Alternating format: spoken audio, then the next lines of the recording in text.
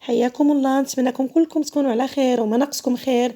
كنعتذر على رداءة الصوت، نسأل الله العفو والعافية. الله يكرمنا وينعم علينا بأمطار الخير إن شاء الله وتزحد الغمة ويبدل المنازل بمحسن. اللهم صيبا نافعة يا رب، يا سميع يا كريم إن شاء الله، وتكون ساعة استجابة. سمير حسن انتي مريضة مازال ما بغيتيش تلخصي خلاص وتدخلي في الوصفة ان شاء الله. اليوم عندنا طبق متكامل كيتكون من اللحم بالباضيان، وكذلك الروز كيجي من السم بالقرنفل والباضيان. ما تياخدش بزاف ديال الوقت، وعاد المكونات كيف غادي نخدموها، يعني مكونات جد بسيطة.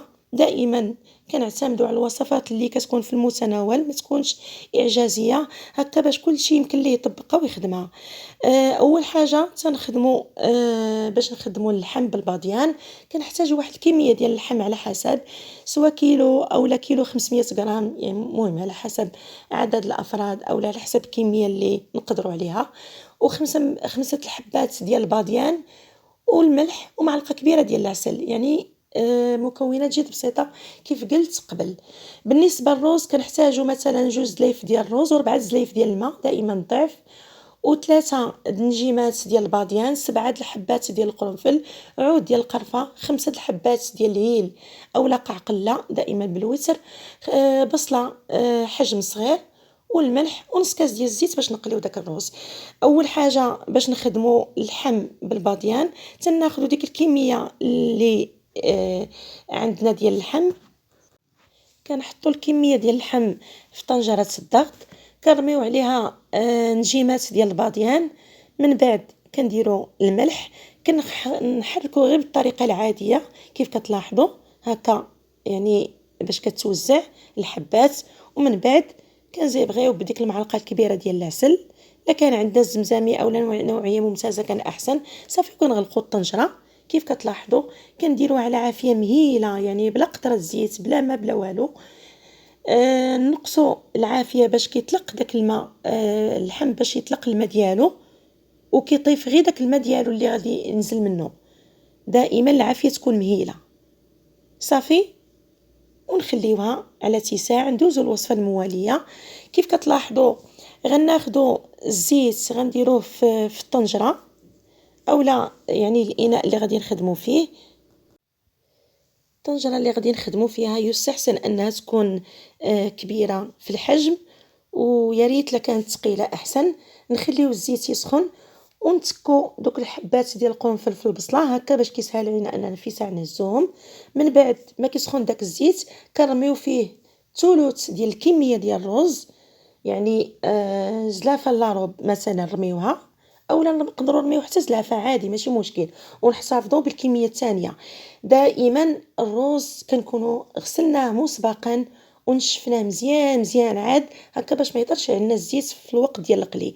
يعني اما الكميه النص ديالها نقليوها في الزيت، او لا يعني قل من زلافه نرميوه نقليوه في الزيت هكا. نديوه نجيبوه راه يعني بالساهل باش كيتحمر، ما تياخدش وقت بزاف، ما نغفلوش عليه، نبقاو نحركوا فيه كل مره، يعني ما ياخدش معنا كاع تقريبا بالكثير 5 دقائق، لان الزيت عفوا سخون.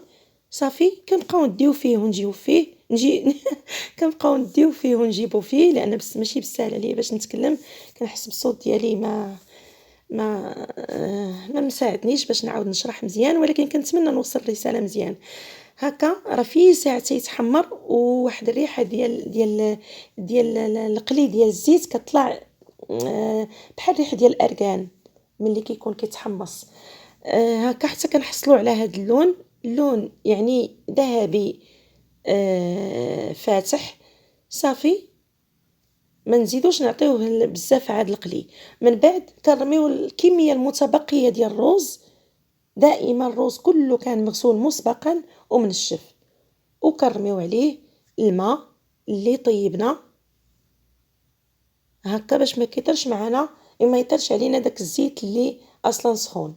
يعني دائما 2 زلايف ديال الرز مع 4 زلايف ديال الماء طايب.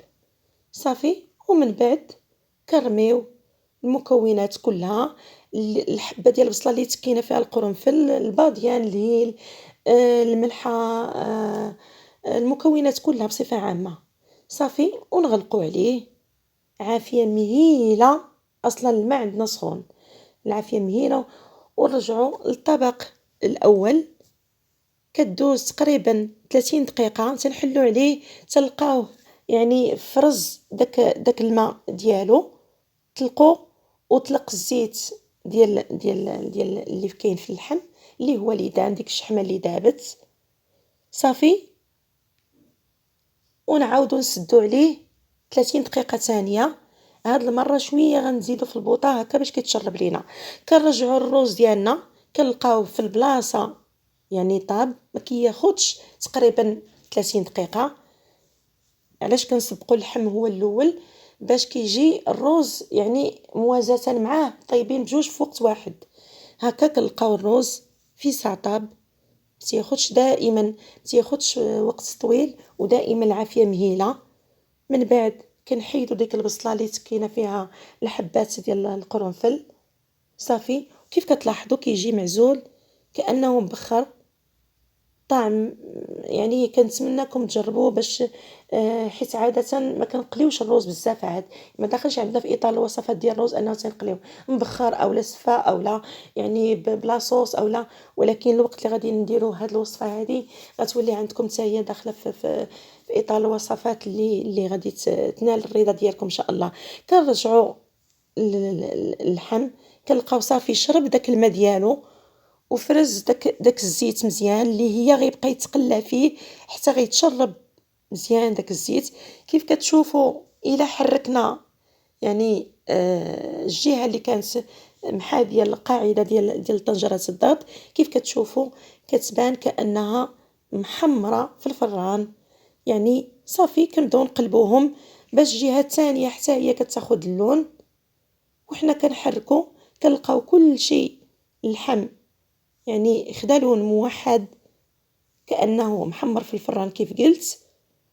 وكيف كتلاحظوا الزويته ديالو كتفرز، يعني غادي نستغناو عليها.